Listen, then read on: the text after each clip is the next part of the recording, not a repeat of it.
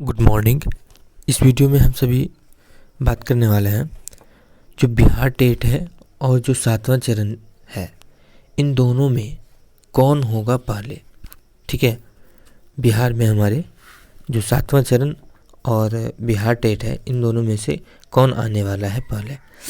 तो इस पर हम बात क्यों कर रहे हैं, ये बात इस चीज़ से तो आप लोग अच्छी तरह से परिचित होंगे, भली भांति परिचित होंगे, क्योंकि बिहार टेट के लिए आए दिन हम लोग न्यूज़पेपर में देख रहे हैं आवेदन के लिए फॉर्म के लिए डेट निकलने वाला है।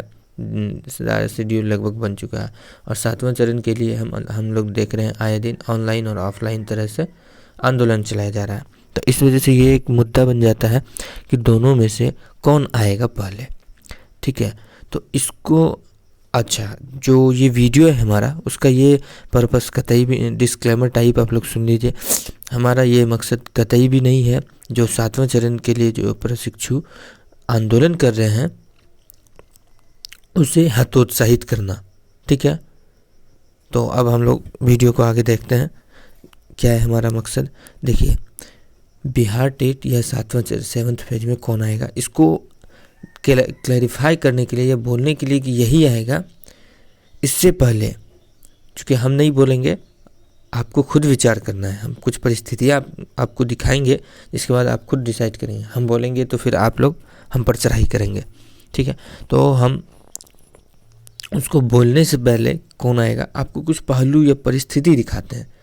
एक बात होता है ये, जो कोई भी बहाली की प्रक्रिया होती है, छठा चरण हो, 7वां चरण हो, या फिर किसी भी राज्य में जो बहाली की प्रक्रिया होती है वो कब होती है, जब वहाँ टीईटी का आयोजन किया जाए और उसके बाद टीईटी का आयोजन किया जाएगा तो ट्रेंड और क्वालिफाई प्रशिक्षु निकलेंगे। जब ट्रेंड और क्वालिफाई प्रशिक्षु निकलेंगे तो जॉब उसे ही दिया जाएगा, बहाली के लिए इसे ही चयनित किया जाएगा। इसी में से जो प्रक्रिया होगी उसके अनुरूप इन सब कुछ का चयन किया जाएगा।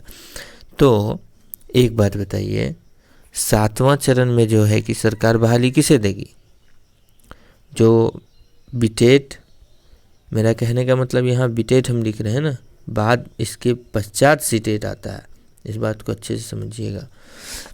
तो बीटेट जो क्वालिफाई प्रशिक्षु हैं उसको देगी, या सीटेट है लेकिन बीटेट के अंदर है। हाँ, हमारे बिहार में हम बीटेट के अंदर लेंगे सीटेट को। तो जो टीईटी क्वालिफाई प्रशिक्षु है उसी को देगी।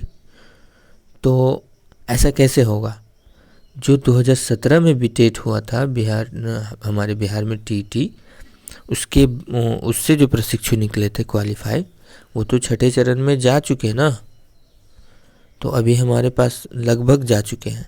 तो हमारे पास अब क्वालिफाई, मतलब कहने का कि हमारे बिहार में अब क्वालिफाई प्रशिक्षु हमारे स्टेट के लगभग नहीं बचे। सरकार को अच्छा ठीक है, 7वां चरण में किसे बहाली देगी, ठीक है, बीटेट या सीटेट क्वालिफाई प्रशिक्षु को।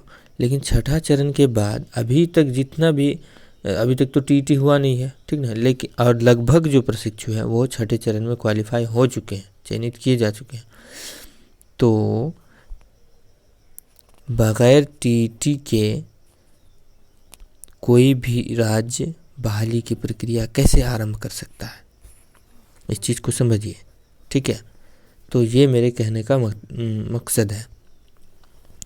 ठीक है, अब आगे देखते हैं। जैसे अभी देखिए, कोई भी राज्य है, वहाँ पहले उस राज्य का टीईटी होता है। सीटेट जो है वो सेंट्रल लेवल है, वैलिड, लेकिन किसी भी राज्य में ये आधार लेकर के नहीं, कोई भी राज्य इसको आधार नहीं बना सकता।